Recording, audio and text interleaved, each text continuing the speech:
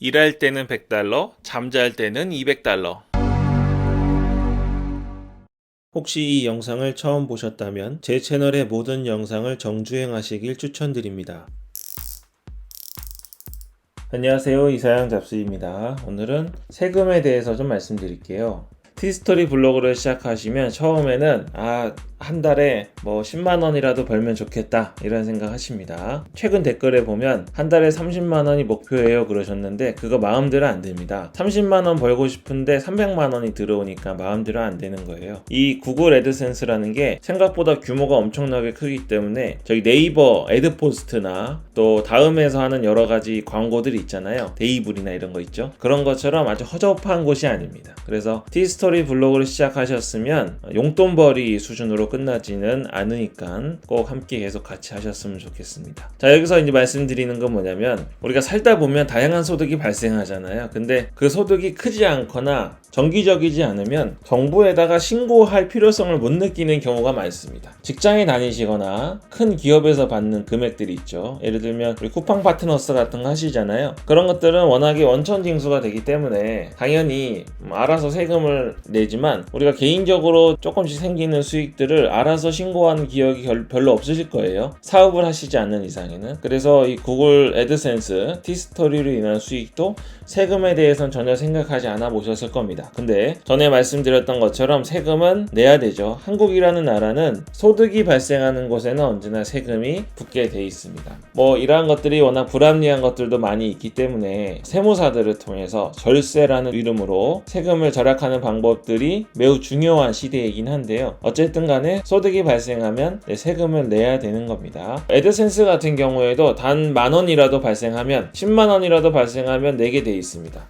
어떤 형식으로 내냐면 종합소득세를 내야 돼요. 종합소득세는 매년 5월에 내는 거고 전년도 1월부터 12월까지 발생한 소득에 대한 비용을 내는 겁니다. 자, 여기서 제일 간단한 건 뭐냐면 내가 예를 들어서 애드센스 외에는 전혀 소득이 없다 이런 경우 있잖아요. 그런 경우에는 구글에서 입금된 외환과 관련된 비용만 계산하면 되는데 직장에 다니시거나 사업자가 있는 사업을 하시는 분이시거나 이런 분들은 이 모든 걸 다 통틀어서 세금을 신고하고 절세도 하셔야 되고 또 세액 공제도 받으셔야 되고 비용 처리도 하셔야 되기 때문에 그 모든 것들은 사람마다 금액이 다 달라지는 겁니다. 그래서 저도 이제 사업자가 있는데요. 이렇게 사업자가 있거나 직장에 다니시는 분들 것까지 다 설명드리는 건 제가 불가능하죠. 저는 세무사도 아니고 세금 관련 전문가도 아닙니다. 단지 이 애드센스 수익을 신고하는 게 매우 간단한 거기 때문에 그것만 말씀드리겠습니다. 이거는 제 기준은 아니고요. 직장이나 사업 소득을 배제하고 혹은 애드센스를 사업자 등록을 하지 않고 개인의 이름으로 운영하시는 경우 그런 경우에 한해서 말씀을 드리겠습니다. 제 개인 생각을 또 말씀드리면 또 한계가 있으니까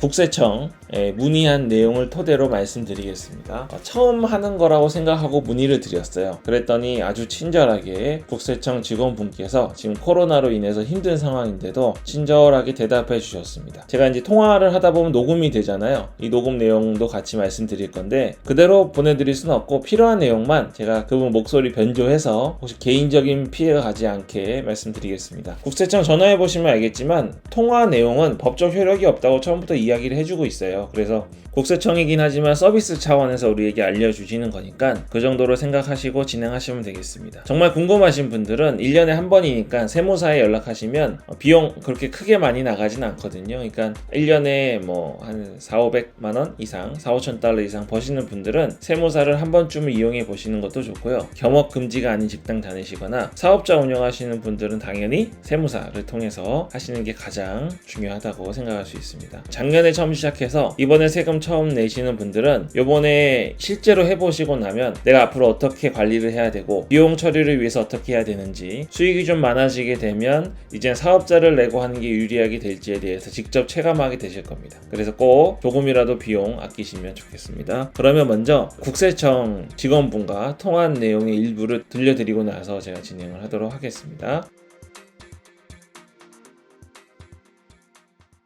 안녕하십니까, 상담센터입니다. 네, 안녕하세요. 구글 애드센스로 외화 입금받고 있는데요. 종합소득세 신고해야 된다는 이야기를 들어서 어떻게 해야 되는지 궁금해서 연락드렸어요. 어떤 행위를 하고 외화를 받고 계시는 거예요? 블로그로 글 쓰고 있어요. 그러면 따로 이제 외화를 받기 때문에 그쪽에서 원천 징수를 안 했을 거잖아요. 네네. 그러면 이제 종합소득세 신고하는 그 전자신고 사이트에 가가지고 네. 본인이 작년 1월 1일부터 12월 31일까지 꿔들어들인 소득에 대해서 네. 사업소득으로 이제 신고를 하는 겁니다. 그러면 사업자 등록을 하지 않고 그냥 신고 가능해요? 그렇죠. 인적 영역이라고 해서 방금 얘기하신 글 같은 경우는 네. 사업자 등록번호 없이 네. 본인 주도지에서 그 영역을 제공하고 대가를 받을 수 있는 그 영역이기 때문에 사업자 등록 없음을 선택하고 해당하는 업종 코드를 작가로 해서 인적 영역자로 해서 선택을 하시면 돼요. 아, 작가로 해서요. 그러면 네.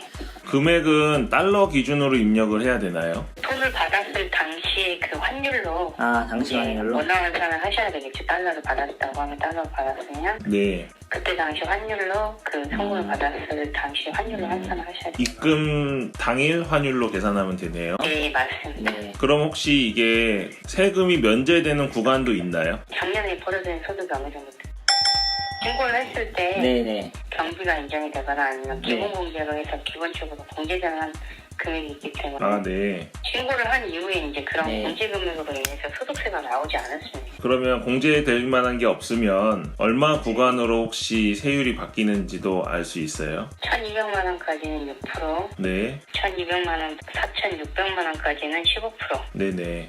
4,600부터 8,800만 원까지는 24%가 적용이 됩니다. 네. 그럼 8,800만 원이 넘어가면 더 올라가나요? 네, 8,800부터 1억 5천까지는 35%요. 아, 그러면 그게 최고 구간이에요? 35%가? 아니, 더 구간은 많습니다. 계속 있어요? 제가 다 설명을 드리니까. 네. 거기 어디 인터넷에서 소득세율이라고 검색을 하시면 바로 나옵니다. 소득세율로 검색해서 최근 거 보면 되겠네요. 그러면 그 홈택스에서 그냥 개인이 신청하면 되겠네요. 네, 신고하는 노트 문자로 지금 보내드릴 테니까요. 네네. 해당 메뉴 가서 5월달에 네. 종합소득세 신고를 전자신고 방법으로 진행을 하시면 됩니다. 알겠습니다. 감사합니다. 네. 네, 들어보시니까 어느 정도 윤곽이 잡히셨을 겁니다. 그러니까 어렵지 않아요. 특별한 다른 것들이 연결되어 있지 않는 경우에는 5월 되시면 천천히 신고하시면 되겠습니다. 중요한 건 인적 용역이라는 단어가 나왔죠. 그리고 작가라는 단어가 나왔습니다. 그러니까 블로그, 티스토리 블로그니까 작가나 인적 용역이라는 단어를 잘 찾아보시고 하시면 되겠어요. 원래 예전에는요, 이 코로나 이전에는 세무서에 가면 이 일을 도와주시는 자원봉사자 분들이 계셨습니다.